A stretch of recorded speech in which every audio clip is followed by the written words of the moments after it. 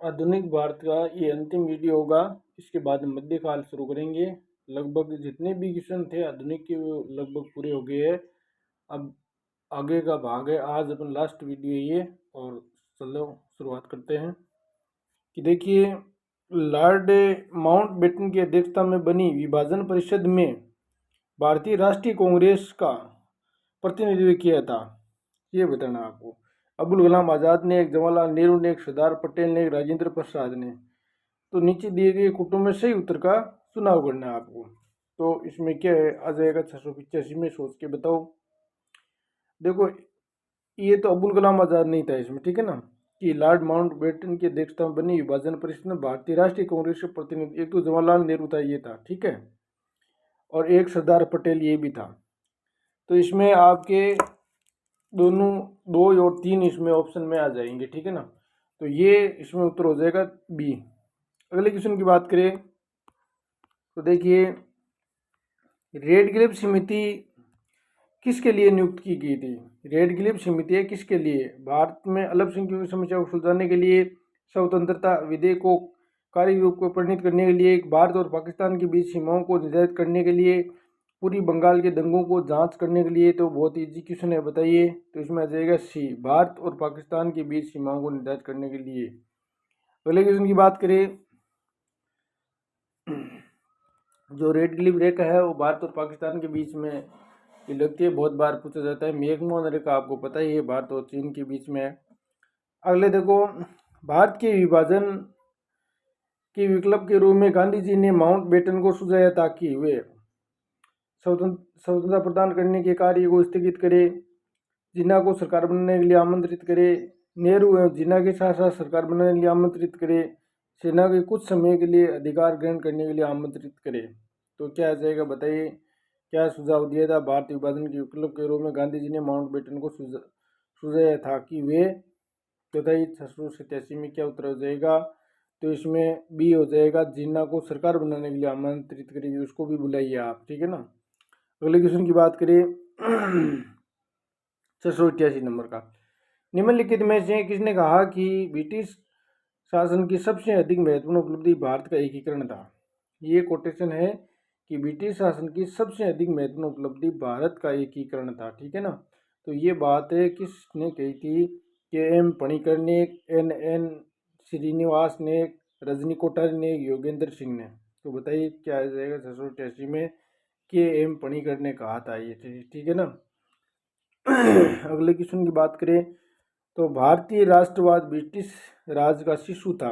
ये कथन किसका है कि भारतीय राष्ट्रवाद क्या है, ब्रिटिश राज का शिशु है। ये बात है किसने कही थी, ये इसमें आपको पूछा गया है, ठीक है ना। कि भारतीय राष्ट्रवाद ब्रिटिश राज का शिशु है, ये कथन किसका है, बिपिन चंद्र का, आर कोपलैंड का, आर सी मजुमदार का, पी ई रॉबर्ट्स का। तो बताइए रॉबर्ट्स का तो किसका आएगा उत्तर में, 689 में क्या, 689 में क्या उत्तर आएगा, सोच के बताओ।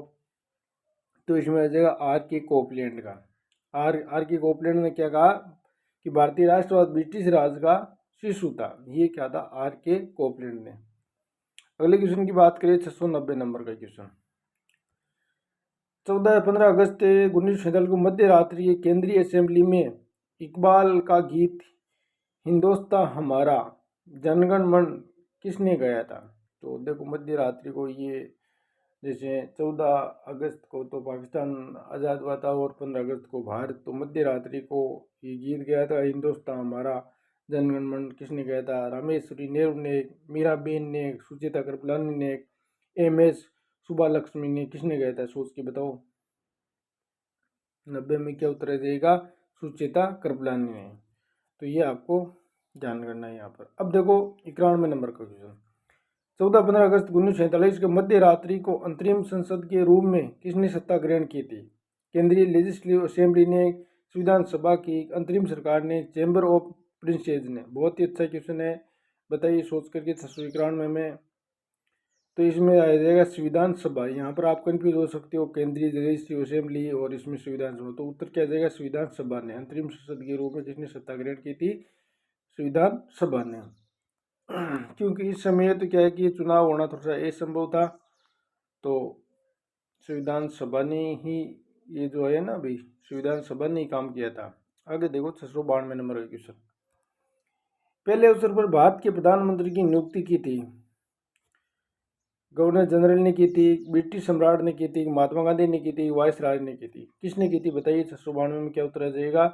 इसमें आ जाएगा गवर्नर जनरल ने, कि भारतीय प्रधानमंत्री की नियुक्ति की जाती है। जैसे वर्तमान में जो प्रधानमंत्री की नियुक्ति की जाती है ना, ऐसी जो जैसे अपन बात करिए तो राष्ट्रपति इसको शपथ दिलाता है, तो इसी तरह नियुक्ति है गवर्नर जनरल ने की थी।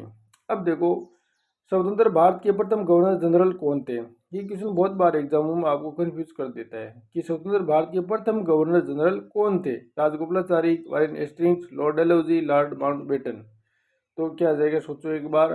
तो इसमें आ जाएगा लॉर्ड माउंटबेटन उत्तर आ जाएगा। अब यहाँ पर ही क्वेश्चन ये पूछ लिया जाए कि स्वतंत्र भारत के प्रथम भारतीय, ये नाम आ जाए ना कि भारतीय गवर्नर जनरल कौन था, तब यहाँ पर आपको ये मेंशन नहीं करना है, आपको यहाँ पर श्री राजगोपालाचारी आपको करना है। तो दोनों क्वेश्चनों का यहाँ पर ध्यान रहे। इस प्रश्न के अनुसार आपका क्वेश्चन होगा लॉर्ड माउंटबेटन होगा ये, ठीक है। तो भारतीय आ जाए ना, वहां पर श्री राजगोपालाचारी आपको करना है। दोनों क्वेश्चन बहुत बार एग्जामों में पूछा गया है। भारत का अंतिम वायसराय कौन था।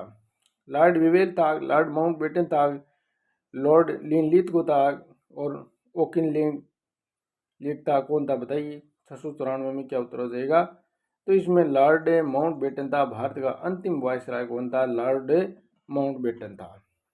अगले क्वेश्चन की बात करें, ये क्वेश्चन आगे देखो, भारत के प्रथम और अंतिम भारतीय गवर्नर जनरल थे। ये क्वेश्चन आगे अभी मैंने बताया था, तो बताइए क्या जाएगा। अभी बताया था, तो इसमें आपका श्री राजगोपालाचारी आ जाएगा 695 में। कि देखो ये आ गया ना भारतीय गवर्नर जनरल, तो ये था श्री राजगोपालाचारी। अगला देखो, स्वतंत्र भारत के प्रथम विधि मंत्री कौन थे। ये भी इजी क्वेश्चन है, बहुत बार पूछा गया। विधि मंत्री कौन थे, BR अम्बेडकर। अगले क्वेश्चन को बात करें अपन 97 की, 697 नंबर की। देखो दोस्तों, अपना टारगेट है ज़्यादा से ज़्यादा क्वेश्चनों को हल करना। ये क्या हो गया, एक मिनट। अब देखो, भारत के विभाजन के समय भारतीय राष्ट्रीय कांग्रेस के अध्यक्ष थे। भारतीय विभाजन के समय भारतीय राष्ट्रीय कांग्रेस के अध्यक्ष कौन थे। श्री राजगोपालाचारी, JB कृपलानी, जवाहरलाल नेहरू, मौलाना अबुल कलाम आजाद। ये पूछा है कि भारत का जब विभाजन के समय भारतीय राष्ट्रीय कांग्रेस के अध्यक्ष कौन थे। जब विभाजन हुआ तो बताइए। 697 में क्या जाएगा, JB कृपलानी था जब भारतीय राष्ट्रीय कांग्रेस का अध्यक्ष था। जब भारत का विभाजन हुआ था तो JB कृपलानी। अगला क्वेश्चन है, अगस्त 1947 में स्वतंत्रता दिवस के समारोह में निम्नलिखित में कौन नेता कहीं भी सम्मिलित नहीं हुआ था। तो ऐसा कौन सा है जो 15 अगस्त 1947 में स्वतंत्रता दिवस के समारोह में, जितने भी स्वतंत्रता दिवस मनाए गए थे उसमें सम्मिलित नहीं हुआ था। जवाहरलाल नेहरू, महात्मा गांधी, वल्लभ भाई पटेल, राजेंद्र प्रसाद। सोचो क्या आ जाएगा 98 में। तो इसमें आ जाएगा महात्मा गांधी। उन्होंने किसी सम्मेलन में यहाँ पर समारोह में भाग नहीं लिया था, महात्मा गांधी, यानी अपने देश आज़ाद होने के बाद में। तो B उत्तर हो जाएगा इसमें। अगले क्वेश्चन देखो आप, 699 नंबर का क्वेश्चन। भारतीय राष्ट्रीय कांग्रेस के 1946 में मेरठ में आयोजित अधिवेशन की अध्यक्षता किसने की थी। JB कृपलानी ने, मौलाना अबुल कलाम आजाद ने, डॉक्टर राजेंद्र प्रसाद ने, B पट्टाभी सितारमैया ने, किसने की थी। कि भारतीय राष्ट्रीय कांग्रेस के 1946 में मेरठ में आयोजित अधिवेशन की अध्यक्षता किसने की थी। बताओ क्या आ जाएगा 699 में। तो इसमें आ जाएगा JP कृपलानी आ जाएगा। अगले क्वेश्चन की बात करें तो देखिए 700 नंबर का क्वेश्चन। संविधान के 26 जनवरी के दिन लागू करने का निर्णय इसलिए लिया गया क्योंकि क्या कारण था। तो ऐसा क्या कारण था कि संविधान को 26 जनवरी का ही दिन, यानी जब जैसे हमारा संविधान लागू कब हुआ था, यानी 26 जनवरी 1950 को, ठीक है। और अंगीकृत पूछा जाए तो 26 नवंबर 1949 को।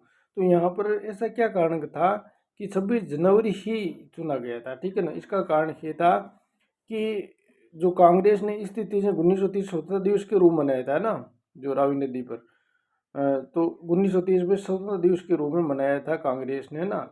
तो ये आपको लाहौर में, तो अपन आ जाएगा कांग्रेस ने इस तिथि को 1930 में स्वतंत्रता दिवस के रूप में मनाया था, तो सी उत्तर हो जाएगा 700 के अंतर्गत।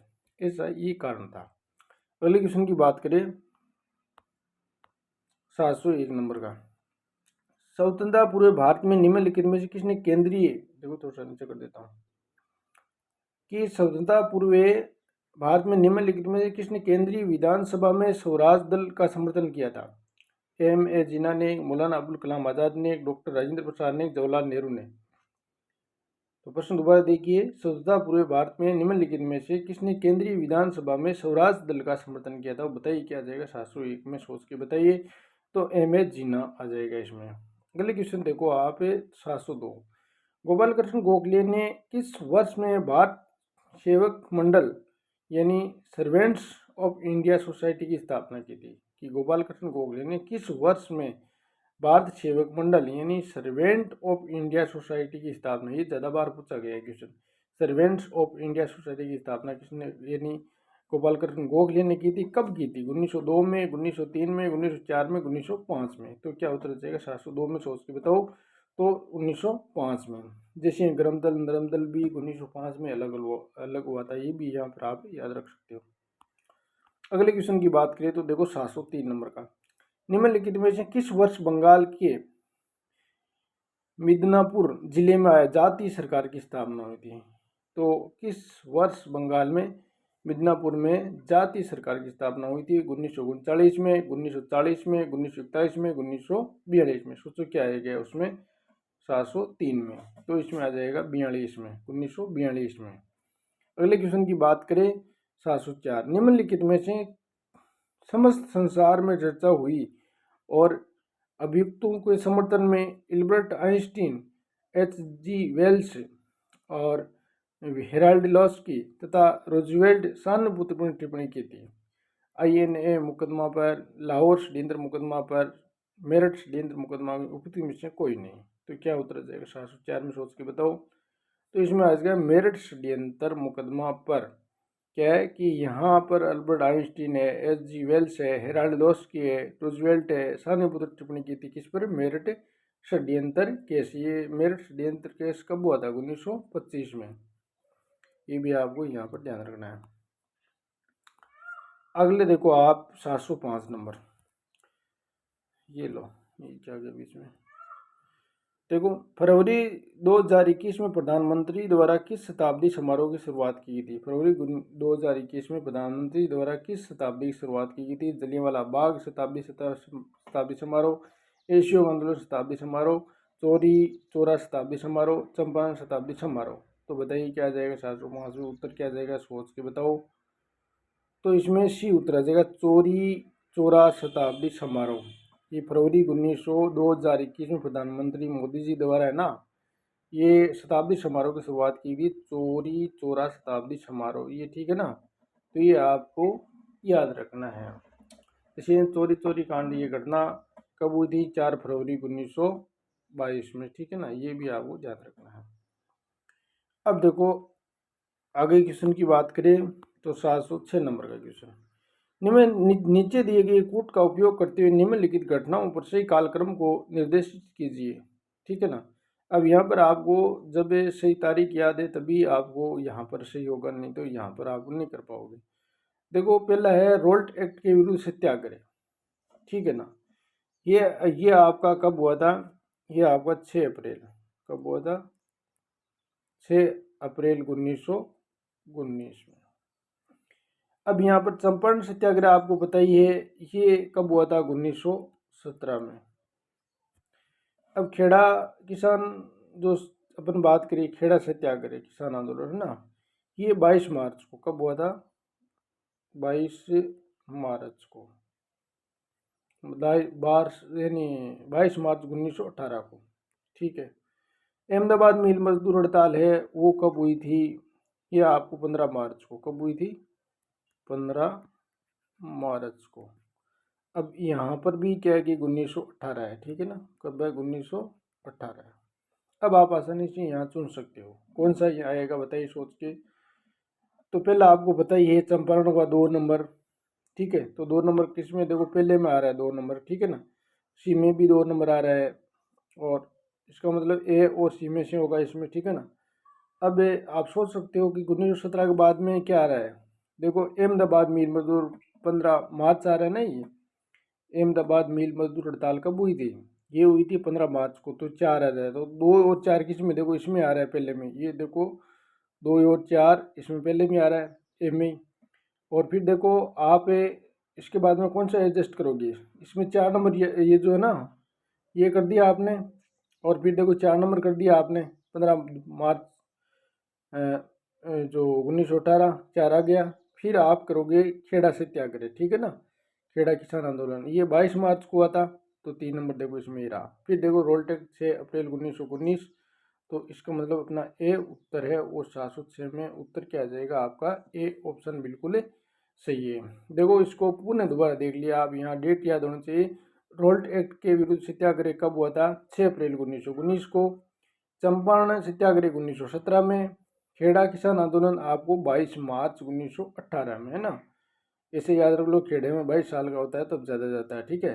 अब अहमदाबाद मिल मजदूर हड़ताल है 15 मार्च को, ये आपको याद रखना है कि क्योंकि यहाँ पर 1918 है, यहाँ पर भी 1918 है, तो आपको जो खेड़ा है वो 22 मार्च और अहमदाबाद है 15 मार्च। तो ये क्वेश्चन बहुत ही अच्छा क्वेश्चन है ये। चलो अगले क्वेश्चन की बात करें। विचार कीजिए, निम्नलिखित युगों पर विचार कीजिए। राधाकांत देव, ये देखो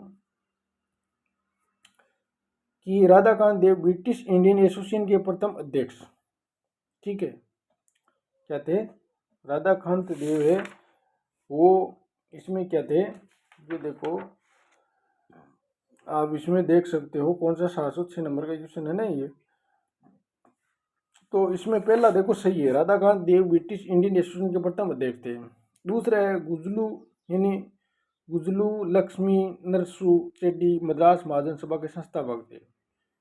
गुजलू लक्ष्मी नरसू चेट्टी मद्रास महाजन सभा के संस्थापक थे। तो इसमें देखो ये गलत है, इसमें दूसरा नंबर वाला, ठीक है ना। अब आप अगला देखो, थोड़ा सा इसमें आपको दिक्कत है, ऊपर नीचे करके आप देख लेना, ठीक है ना। ये इधर रह गया कि 707 का, ये देखो इधर। अब देखो तीसरा है सुरेंद्रनाथ बनर्जी इंडियन एसोसिएशन के संस्थापक, ये बिल्कुल सही है इसमें, ठीक है ना। सुरेंद्रनाथ बनर्जी इंडियन एसोसिएशन के संस्थापक। इसमें अब उत्तर क्या आ जाएगा, आप सोच के बताइए क्या आ जाएगा इसमें। तो इसमें देखो ये बिल्कुल सही है, सुरेंद्रनाथ बनर्जी इंडियन एसोसिएशन के संस्थापक थे। तो 3 नंबर इसमें सही है, 1 नंबर पर सही बना तो इसमें बी उत्तर हो जाएगा, ठीक है ना। अब यहाँ पर एक बार आप उन्हें करके इधर देख सकते हो आप कि ये जो है, इधर कर देता हूँ एक बार, देखो कि राधाकांत देव है ब्रिटिश इंडियन एसोसिएशन के प्रथम अध्यक्ष थे, ये बिल्कुल एक्यूरेट सही है। गुजलू लक्ष्मी नरसू चेट्टी मद्रास महाजन सभा के संस्थापक, इसमें ये गलत है बिल्कुल, है ना। तो यहाँ गलत तो आपको देखना ही नहीं है। अब देखो यहाँ पर एक तो सही है बिल्कुल, और फिर देखो ये सुरेंद्रनाथ बनर्जी है, उसने इंडियन एसोसिएशन के संस्थापक थे ना, ये बिल्कुल सही है ना। तो तीसरा सही है, 1 और 3 इसमें सही, तो बी उत्तर हो जाएगा। अगले क्वेश्चन को देखो, बात करिए अपन कि भारतीय स्वतंत्रता संघर्ष के संबंध में निम्नलिखित घटना पर विचार कीजिए, ठीक है ना। ये इसको भी आपको कालक्रम के अनुसार व्यवस्थित करना है, ठीक है ना। तो आपको यहाँ पर देखो रॉयल इंडियन नेवी में गदर, रॉयल इंडियन नेवी में गदर, तो इसकी यहाँ पर स्थापना होती है 18 फरवरी 1946 को।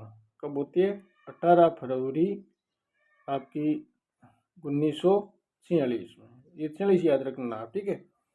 भारत छोड़ो आंदोलन का प्रारंभ ये आपको पता है 8 अगस्त कब? 1942। अब देखो द्वितीय गोलमेज सम्मेलन आपको पता है ये कब हुआ था? द्वितीय गोलमेज सम्मेलन 7 सितंबर 1931 को। कब हुआ था? 7 सितंबर 1931, ठीक है। अब आप आसानी से यहाँ कर सकते हो कि कौन सा क्रम के अनुसार है, पहला क्रम कौन सा आ रहा है, आप सोच के बताइए। तो पहला द्वितीय गोलमेज समझ लो, 3 नंबर आ रहा है, 3 देखो इसमें नहीं है, इसमें नहीं है, इसमें नहीं है, तो 3 देखो इसमें है, ठीक है, और 3 इसमें भी है। अब देखो यहाँ पर है दूसरी नंबर पर आ रहा है, किस कौन सी घटना आ रही है, इसमें आ रहा है आपका 8 अगस्त भारत छोड़ो आंदोलन, 2 नंबर आता है, 2 देखो इसमें है लेकिन 2 इसमें नहीं है, ठीक है ना।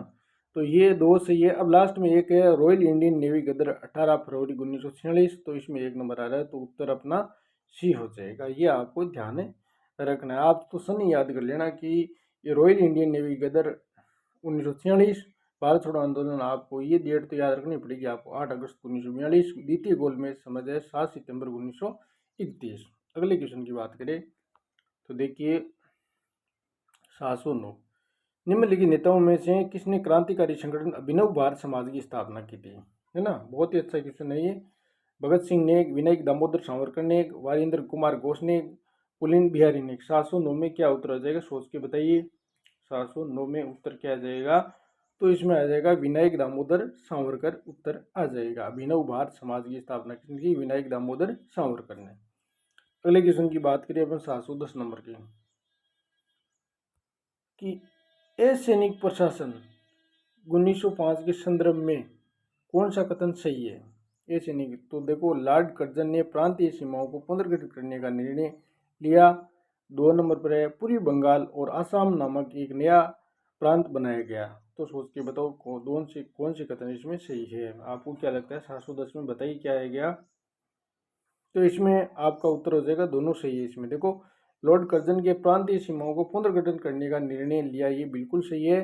पूर्वी बंगाल और आसाम नामक एक नया प्रांत बनाया गया था, तो एक और दोनों सही है, इसमें बी उत्तर हो जाएगा। अब देखो 711 नंबर का क्वेश्चन, इस कथन किस क्रांतिकारी का है। देखो भारतीय शहीदों के खून का बदला लो, बहुत ही अच्छा वाक्य है। भारतीय शहीदों के खून का बदला लो, अपनी मातृभूमि को आज़ाद कराने के लिए अपनी तलवार का इस्तेमाल करो और पूरे भारत में एंग्लो अमेरिकन दुश्मनों के खिलाफ उठ खड़े हो। ये बात किसने कही थी, ये आपको रास बिहारी बोस ने, सुभाष चंद्र बोस ने, कैप्टन मोहन सिंह ने, खुदीराम बोस ने। सोच के बताओ 711 में क्या उत्तर आ जाएगा। तो ये बात की थी रास बिहारी बोस ने। क्या कहा, भारतीय शहीदों के खून का बदला लो, अपनी मातृभूमि को आज़ाद कराने के लिए अपनी तलवार का इस्तेमाल करो। तो ये पूरे भारत में यानी एंग्लो अमेरिकन दुश्मन के लिए खिलाफ उठ खड़े हो, ये रास बिहारी बोस ने कहा था। ए हो जाएगा इसमें उत्तर आपका रास बिहारी बोस। अगले क्वेश्चन की बात करें 712, स्वदेशी आंदोलन के संदर्भ में निम्नलिखित कथनों पर विचार कीजिए। पहला कथन है, इसने देशी शिल्पकारों के कौशल और उद्यमों को पुनर्जीवित करने का योगदान किया। दूसरा है, स्वदेशी आंदोलन के एक अवयव के रूप में राष्ट्रीय शिक्षा परिषद की स्थापना हुई। तो सोचो क्या आ जाएगा 712 में, सोच के बताओ। तो देखो इसमें पहला ऑप्शन पढ़ो, उसने देशी शिल्पकारों कौशल तथा उद्योगों के पुनर्जीवित करने का योगदान दिया, बिल्कुल सही है। दूसरा है, स्वदेशी आंदोलन के एक अवयव के रूप में राष्ट्रीय शिक्षा परिषद की स्थापना हुई, ये भी सही है। एक और दोनों सही है, इसमें सी उत्तर हो जाएगा। अगला देखो आप 713 नंबर, रविंद्रनाथ टैगोर ने अपनी नाइटहुड की उपाधि किस कारण त्याग दी। बहुत इजी क्वेश्चन है, पीछे भी आ गया था ये। तो नाइटहुड की उपाधि जलियांवाला बाग हत्याकांड के कारण है वो त्याग दी गई थी। 713 में उत्तर किया जाएगा, सी हो जाएगा। जलियांवाला बाग कब हुआ था, 13 अप्रैल को हुआ था। आपको ये भी डेट याद रखनी है, 13 अप्रैल 1919 में। तो इसके कारण नाइटहुड की उपाधि किसने त्याग दी थी, रविंद्रनाथ टैगोर ने। अगले क्वेश्चन की बात करें, काकोरी ट्रेन डकैती कांड किन क्रांतिकारियों को फांसी की सजा की थी। बहुत अच्छा क्वेश्चन है। जो काकोरी कांड ट्रेन डकैती हुआ था ना 1925 में, उस समय ये फांसी की सजा दी गई थी किसको, देखो राम प्रसाद बिस्मिल और अशफाक उल्ला किस समय। तो इसमें आपको 714 में देखो, अब अगले ऑप्शन भी आप देख सकते हो, यहाँ पर देखो इधर हो गए, ये देखो वीर सावरकर और वासुदेव चापेकर, प्रफुल्ल चाकी, खुदीराम बोस, सूर्य सेन, उधम सिंह, उपयुक्त में से कोई नहीं, या उपयुक्त में से एक से अधिक। तो क्या उत्तर आ जाएगा, देखो ये तो हो नहीं सकता इसमें। प्रफुल्ल चाकी और खुदीराम बोस ये भी नहीं हो सकता, सूर्य सेन उधम सिंह ये भी नहीं होगा। तो बच्चा कौन सा है, वो जो अपन पहला शुरुआत में देखा ना, वो उत्तर हो जाएगा इसमें, ठीक है ना। कौन थे इसमें, देखो ये लो, कि काकोरी ट्रेन डकैती कांड में राम प्रसाद बिस्मिल और अशफाक उल्ला को क्या है कि फांसी दी गई थी, ये आपको ध्यान रखना है। इसमें मेन राम प्रसाद बिस्मिल ही था। अगली क्वेश्चन की देखो बात करें, देखो दोस्तों ये लो, थोड़ा सा इसको अपन छोटा कर देते हैं ताकि ये दिखाई दे पूरे पूरे। ये लो, ये क्वेश्चन है कि भारत में ब्रिटिश औपनिवेशिक शासन के संदर्भ में निम्नलिखित कथनों पर विचार कीजिए। कि पहला कथन है कि महात्मा गांधी गिरमिटिया इंडेंचर्ड लेबर प्रणाली के उन्मूलन में सहायक थे। लॉर्ड चेम्सफोर्ड की वॉर कॉन्फ्रेंस के में महात्मा गांधी ने विश्व युद्ध के लिए भारतीयों से संबंधित प्रस्ताव का समर्थन नहीं किया था। भारत के लोगों द्वारा नमक कानून तोड़े जाने के परिणाम स्वरूप औपनिवेशिक शासकों द्वारा भारतीय राष्ट्रीय कांग्रेस को अवैध घोषित कर दिया गया था। तो कौन सा कथन इसमें सही है वो आपको छांटना है। 715 में क्या उत्तर आ जाएगा सोच के बताओ। तो देखो ये थोड़ा सा अपने यहाँ दिक्कत हो रही है ना, इसको ऊपर कर देते हैं। तो देखो वो 715 में क्या उत्तर आ जाएगा बताइए। देखो पहला ऑप्शन ध्यान से पढ़ो, महात्मा गांधी गिरमिटिया इंडिचर्ड लेबर प्रणाली। देखो गिरमिटिया क्या होता है कि गिरमिटिया का मतलब होता है कि भारतीयों को अनुबंध के रूप में विदेशों में श्रमिकों को भेजा जाता था। वो फिक्स कम मजदूर देते थे और बाहर ले जा करके काम करवाते थे। तो एक तरह का ये शोषण होता था। तो उससे कहते हैं गिरमिटिया मजदूर। तो इसका उन्मूलन में सहायता कि भाई इस प्रथा को है उन्मूलन होना चाहिए। यहाँ पर इनको जो भारतीयों के साथ शोषण हो रहा है वो नहीं होना चाहिए, यहाँ पर है ना, बाहर नहीं भेजना चाहिए। तो ये बिल्कुल सही है। लॉर्ड चेम्सफोर्ड की वॉर कॉन्फ्रेंस में महात्मा गांधी ने विश्व युद्ध के लिए भारतीयों से संबंधित प्रस्ताव समर्थन नहीं किया था, ये बिल्कुल गलत है इसमें। और देखो अगला क्वेश्चन है, भारत के लोगों का नमक कानून तोड़े जाने के परिणाम स्वरूप औपनिवेशिक शासकों द्वारा भारतीय राष्ट्रीय कांग्रेस को यानी अवैध घोषित कर दिया गया। ये बिल्कुल सही है। तो 1 और 3 इसमें सही है। तो 1 और 3 बी उत्तर हो जाएगा। बहुत ही अच्छा क्वेश्चन है ये। अगले क्वेश्चन की बात करें आप तो 716 में निम्नलिखित नेताओं में से कौन द्वितीय गोलमेज सम्मेलन में भाग नहीं लिया था ना। ये ध्यान करना कि कई बार अपन क्वेश्चन जल्दबाजी में नहीं पढ़ते और सीधा क्वेश्चन कर देते हैं कि द्वितीय गोलमेज सम्मेलन में भाग नहीं लिया था। M.K. गांधी ने, सरोजिनी नायडू ने, पंडित मदन मोहन मालवीय ने, डॉक्टर राजेंद्र प्रसाद ने। तो क्या उत्तर हो जाएगा 716 में सोच के बताओ। तो इसमें होगा डी, डॉक्टर राजेंद्र प्रसाद ने। कि देखो M.K. गांधी जी ने द्वितीय गोलमेज सम्मेलन में भाग लिया था, ठीक है ना। एक क्वेश्चन ये भी आता है कि लगातार 3 गोलमेज सम्मेलन में भाग लेने वाले थे डॉक्टर B.R. अम्बेडकर।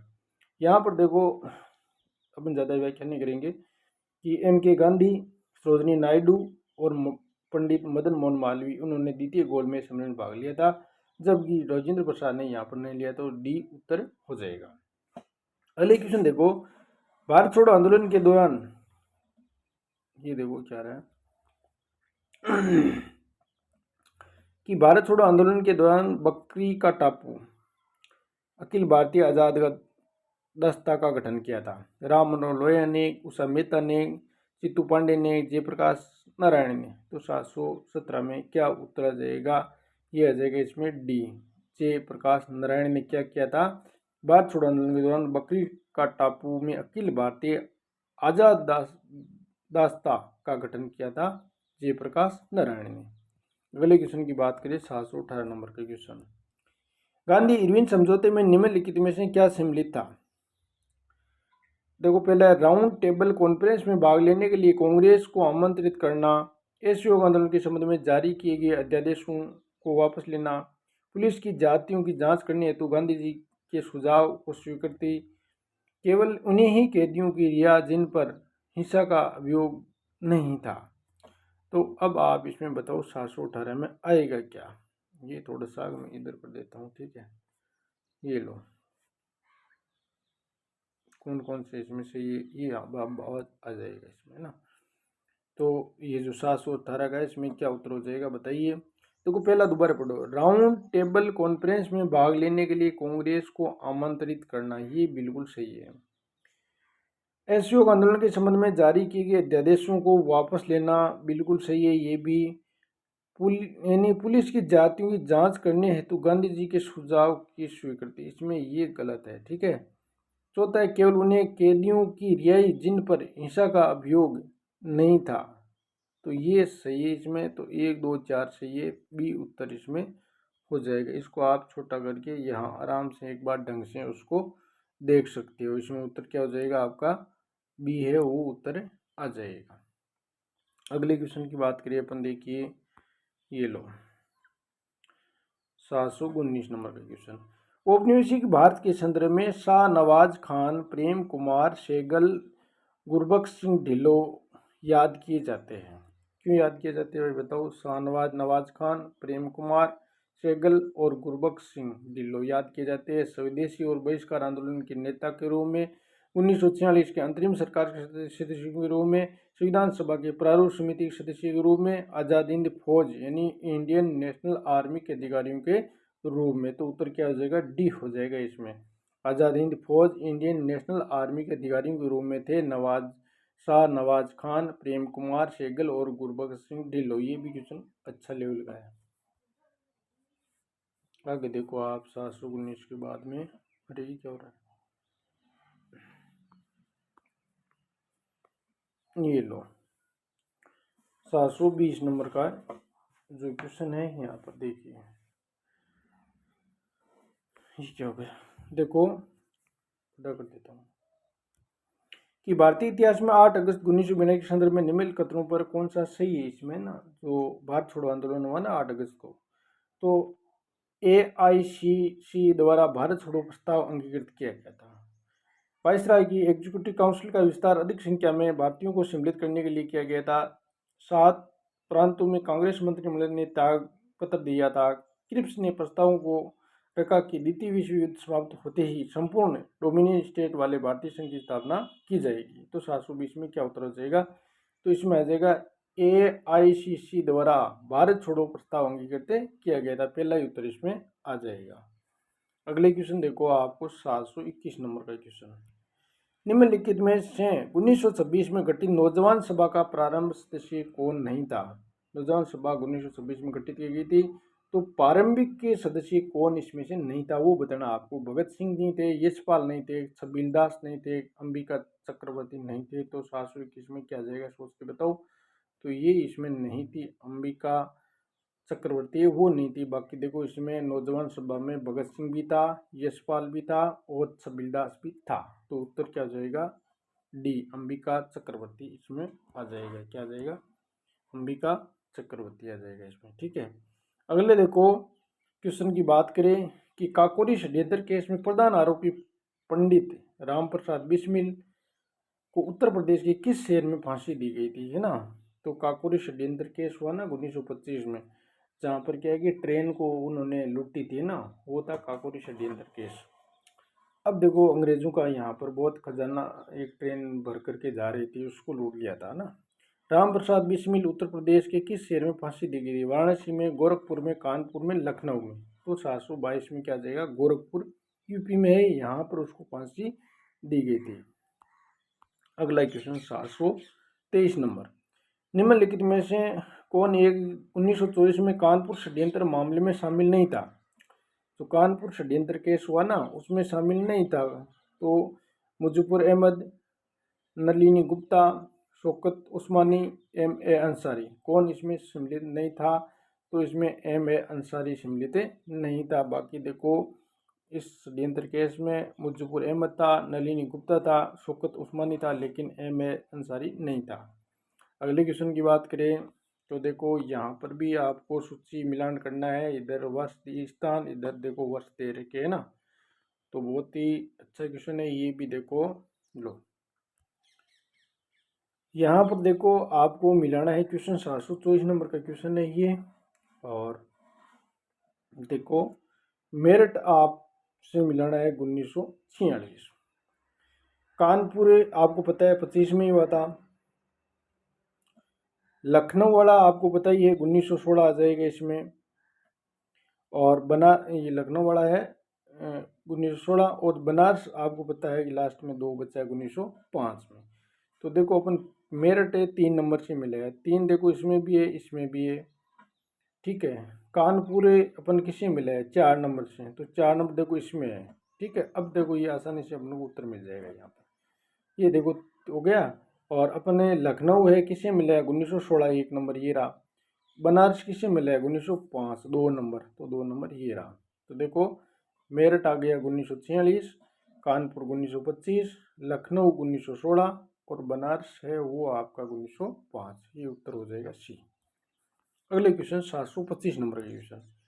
निम्नलिखित में से किसने कभी भी भारतीय राष्ट्रीय कांग्रेस के किसी भी अधिवेशन की अध्यक्षता नहीं की थी? बहुत ही अच्छा क्वेश्चन है ये। भारतीय राष्ट्रीय कांग्रेस के किसी भी अधिवेशन की अध्यक्षता नहीं की थी। लाला लाजपत राय, बाल गंगाधर तिलक, गोपाल कृष्ण गोखले, सुभाष चंद्र बोस। ऐसा कौन सा नेता था जिसने कभी भी भारतीय राष्ट्रीय कांग्रेस की अधिवेशन की अध्यक्षता नहीं की थी? इसमें बाल गंगाधर तिलक आ जाएगा। बहुत बार, हजारों बार ये क्वेश्चन पूछा गया एग्जाम में, तो बी उत्तर हो जाएगा इसमें। अब देखो अगला क्वेश्चन है, उस विदेशी पत्रकार का नाम बताइए जिसने दर्शना साल्ट वर्कस पर सत्याग्रह के बारे में समाचार दिए। उस विदेशी पत्रकार का नाम बताइए जिसने दर्शना साल्ट वर्कस पर सत्याग्रह के बारे में समाचार दिए। फ्रांसिस लुई, मार्क टुली और वेब मिलर और फिलिप स्प्रिट। क्या आ जाएगा 720 में सोच के बताओ। तो इसमें आपका उत्तर हो जाएगा वेब मिलर। क्या कहता है? दर्शना सॉल्ट वर्कर्स सत्याग्रह के बारे में समाचार दिए। और विदेशी पत्रकार था कौन? Web Miller. अब देखो आप क्वेश्चन की बात करें, नीचे दिए कथनों को, एक कथन को देखो, कथन पढ़ो आप कि रविंद्रनाथ टैगोर ने नाइटहुड की उपाधि त्याग दी। ये बिल्कुल आपको सही लग रहा है, ठीक है ना, यहाँ पर। अब देखो अगला उसने पॉइंट क्या दिया है। अब देखो आर है, असहयोग आंदोलन के भाग लेना चाहते थे, है ना, क्या असहयोग आंदोलन में भाग लेना चाहते थे। तो ये आप आर तो देखो इसमें भाई साहब क्या हो जाएगा 27 में उत्तर क्या हो जाएगा। इसमें जो दे रखा है बिल्कुल गलत है आर, तो इसमें ना, तो ये क्या हो गया आर तो देखो असहयोग आंदोलन में भाग लेना चाहते थे, ये बिल्कुल इसमें गलत है। इसमें पहला ऑप्शन ही अपना सही है। क्या है जो दिया ना क्वेश्चन, ये देखो रविन्द्रनाथ टैगोर नाइटहुड की उपाधि त्याग दी, ये पीछे भी आई थी, ये बिल्कुल सही है इसमें ना। तो एक अपना इसमें सही है, आर इसमें क्या हो जाएगा गलत हो जाएगा। देखिए तो इसमें देखो ए सही है, आर गलत है, सी उत्तर हो जाएगा क्योंकि ये असहयोग आंदोलन में भाग लेना चाहते थे, ये इसमें गलत है। अगले क्वेश्चन की बात करें तो 728 नंबर का क्वेश्चन, नीचे दिए कथनों को देखो, एक कथन को यहाँ पर दिए गए तो कथनों कौन सी इसमें सही है। देखो ए में है भारतीय प्रश्नों पर नहीं, भारतीय प्रश्नों पर विवेचना के लिए, ये क्या दे रखा है इसमें देखो, क्वेश्चन है ना 728 नंबर का, कि भारतीय प्रश्नों पर विवेचना के लिए दादा भाई नौरोजी ने 1866 में लंदन में ईस्ट इंडिया एसोसिएशन का गठन किया। आर है वे ब्रिटिश, क्या आर में क्या लिखा है देखिए, आर में लिखा है कि वे ब्रिटिश जनमानस को प्रभावित करना चाहते थे।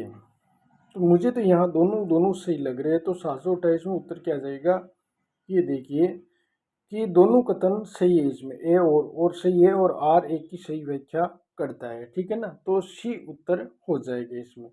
देखो दोबारा देख लीजिए इसको, भारतीय प्रश्नों पर क्या है, भारतीय प्रश्नों पर विवेचनों के लिए दादा भाई नौरोजी ने 1866 में लंदन में ईस्ट इंडिया एसोसिएशन का गठन किया, बिल्कुल सही है।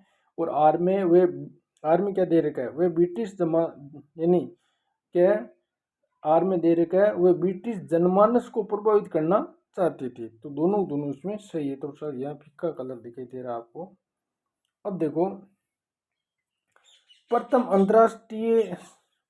अंतरिम राष्ट्रीय सरकार की घोषणा की गई थी। प्रथम अंतरिम राष्ट्रीय सरकार की घोषणा की गई थी 22 अगस्त 1946 को, 24 अगस्त 1946 को, 23 अगस्त 1946 को, 25 अगस्त 1946 को। तो प्रथम अंतरिम राष्ट्रीय सरकार की घोषणा की गई, तो बताइए क्या आ जाएगा 729 में उत्तर हो जाएगा आपका बी, 24 अगस्त 1946 को। क्या हो जाएगा 24 अगस्त 1946 को क्या हुआ था, प्रथम अंतरिम राष्ट्रीय सरकार की घोषणा की गई थी। अगले क्वेश्चन की देखो बात करें तो यानी जो ये हटा देता हूँ, ये लो, कि निम्नलिखित स्वतंत्र सेनानियों में विचार कीजिए, वारिंद्र घोष, यानी जोगेश चंद्र चटर्जी, और अगला 3 नंबर पर है आपका क्या नाम दे रखा है, ये दिखाई नहीं दे रहा है इसमें, देखो 1 मिनट में उसमें देखता हूँ, 3 नंबर पर है ना, ये जो क्या नाम दे रखा है इसमें, रास बिहारी बोस है भाई, ये क्या नाम है दिखाई नहीं दे रहा है यहाँ पर, रास बिहारी बोस है ये ना, यहाँ रास बिहारी बोस, ठीक है ना। ये आपको ध्यान रखना है। रास बिहारी बोस है यहाँ पर। देखो वारिंद्र कुमार घोष, जोगेंद्र चटर्जी और रास बिहारी बोस, ठीक है ना। यहाँ पर रास बिहारी बोस है, ये ध्यान रखना। तो कौन सा गदर पार्टी के साथ सक्रिय रूप से जुड़ा था, तो गदर पार्टी से कौन जुड़े थे ये आपको बताना है। इसमें 730 में क्या उत्तर हो जाएगा, बताओ सोच के क्या आ जाएगा, एक बार सोचिए। 730 में क्या हो जाएगा इसमें, तो इसमें आपका केवल ही डी उत्तर होगा। केवल इसमें जुड़ा हुआ था रास बिहारी बोस, यानी गदर पार्टी के साथ सक्रिय रूप से जुड़ा हुआ था कौन, रास बिहारी बोस ही जुड़ा हुआ था। केवल 3 ही सही है, बाकी 2 इसमें गलत है। अगले क्वेश्चन 731 नंबर का क्वेश्चन, थोड़ा सा ऊपर कर देता हूँ। यहाँ पर ये थोड़ा सा साफ नहीं आ रहा है, धुंधला सा दिखाई दे रहा है। अब देखो, निम्नलिखित घटनाओं का विचार कीजिए और उनको कालक्रम अनुसार व्यवस्थित करना है आपको, ठीक है। कि गदर पार्टी की स्थापना कब हुई थी, यह आपको पता है कि 1913 में, ठीक है। ये नहीं, 1 नवंबर 1913 आ जाएगा, ठीक है। चिटगांव शस्त्रागार, ठीक है ना, ये छापा कब पड़ा था, तो ये आप बताओ सोच करके। चिटगांव शस्त्रागार ये 18 अप्रैल 1930 में, कब हुआ था, 1930 में। बर्लिन में इंडियन इंडिपेंडेंस कमेटी की स्थापना, बर्लिन में क्या है, इंडिपेंडेंस कमेटी की स्थापना, ये कब हुई थी, 1915 में। ये कब हुई थी, 1915 में। और केंद्रीय असेंबली बम कांड, ये जो भगत सिंह ने ये फेंका ना, वो कब हुआ था, ये आपको बताना है। तो ये 8 अप्रैल 1929 में, ठीक है। यहाँ तारीख की जब अगर याद हो तो आप कर लेना, नहीं हो तो ये आपको याद रखनी है। देखो, गदर पार्टी की स्थापना 1913, चिटगांव सत्याग्रह छापा 1930, और अपन इसकी बात करें, ये 1930। और बर्लिन में इंडियन इंडिपेंडेंस कमेटी की स्थापना 1915, और केंद्रीय असेंबली बम कांड 1929। अब आप उसको व्यवस्थित कर सकते हो, तो क्या उत्तर आ जाएगा सोच के बताओ। 731 में अब तो आसानी से आप बता सकते हो। तो इसमें देखो बी आ जाएगा। कैसे आ जाएगा कि पहले में आप पहला ऑप्शन सही है, 1913 पहले ये आएगा। फिर देखो 3 नंबर आएगा आपको 1915, तो 3 नंबर ये रहा। फिर देखो 4 नंबर आएगा, आपको पता है 1929, ठीक है। तो ये 4 नंबर आ। फिर देखो 2 नंबर अपना चिटगांव शस्त्रागार छापा 1930, तो बी उत्तर इसमें हो जाएगा। अगले क्वेश्चन देखो आप 732 नंबर क्वेश्चन। ये क्वेश्चन है, क्रिप्स मिशन के प्रस्ताव के संदर्भ में निम्नलिखित कथनों पर विचार कीजिए, ठीक है ना। तो क्रिप्स मिशन के बारे में है, संविधान सभा के प्रांतीय विधानसभाओं और साथ ही भारतीय रियासतों द्वारा नामित सदस्य होंगे। दूसरे में, नया संविधान स्वीकृत करने के लिए जो भी प्रांत तैयार नहीं होगा उसे अधिकार होगा कि अपनी भावी स्थिति के बारे में ब्रिटेन के साथ अलग संधि पर हस्ताक्षर करेंगे। तो इस उपयुक्त कथनों में से कौन सा में सही मेल खा रहा है ना, वो आपको बताना है। 732 में उत्तर क्या आ जाएगा बताइए। तो इसमें देखो पहला ऑप्शन और ध्यान से पढ़ो आप, ठीक है ना, कि संविधान सभा प्रांतीय विधानसभाओं के साथ ही भारतीय रियासतों द्वारा नामित सदस्य होंगे, ये इसमें गलत है। नया संविधान स्वीकार करने के लिए जो भी प्रांत तैयार नहीं होगा उसे अधिकार होगा कि अपनी भावी स्थिति के बारे में ब्रिटेन के साथ अलग संधि पर हस्ताक्षर करे। तो ये 2 नंबर इसमें सही हो जाएगा, बी उत्तर हो जाएगा। तो दोस्तों, अपना आधुनिक काल के जितने भी प्रश्न, जितने भी एग्जाम में आई हुई है, वो सारे क्वेश्चन मैंने लगभग हल करवा दिए। अब अपन आगे जो पढ़ेंगे मध्यकाल के जितने भी क्वेश्चन है वो जल्दी अपन यहाँ पर पूरा करेंगे। और जो पढ़ने वाले विद्यार्थी है उसको आप इसको शेयर कर सकते हो। बाकी यहाँ ज़्यादा अपना प्रचार नहीं करना है। धन्यवाद।